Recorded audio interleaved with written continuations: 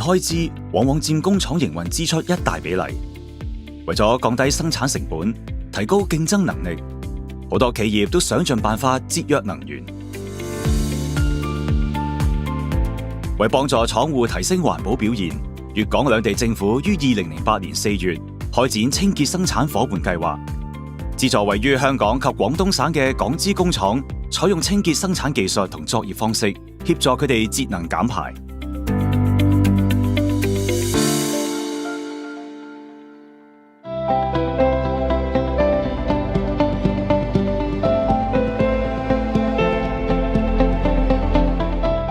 呢間位於惠州嘅電器製品工廠，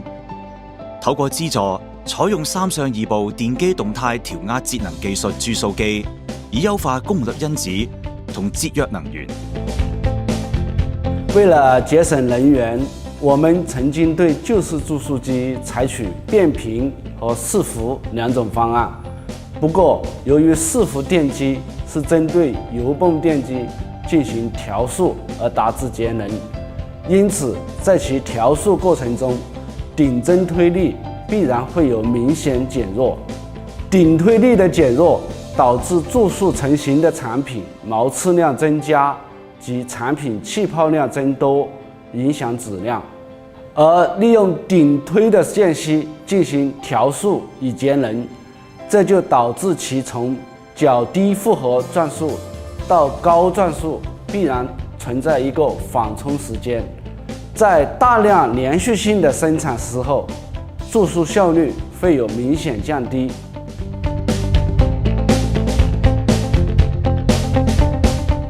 工廠透過示範項目資助，購買咗3台3相2部電機動態調壓注塑機。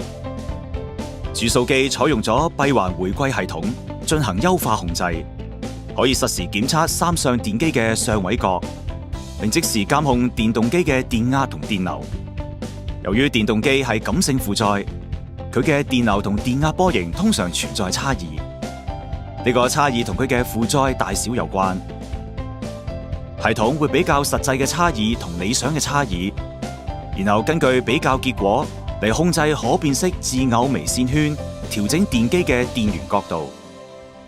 主動檢測頻率越高，對所需負載嘅分析就更準確。可變式自偶調壓系統結合咗相位元檢測技術，令到調壓有咗準確又即時嘅調整資料基礎，從而令自偶線圈嘅可調節程度精確而高效。項目開展後，工廠每年可以減少用電量30.8萬千瓦時。按照平均電價每度電1.02元人民幣計算，每年可以節省電費31.5萬元人民幣，從而減少發電廠嘅二氧化碳及空氣污染物排放量。清潔生產伙伴計劃為我們提供有效的節能方案，有助降低運營成本及提升環保效益。如果想了解更多關於清潔生產伙伴計劃嘅資訊，可以從以下途徑查詢。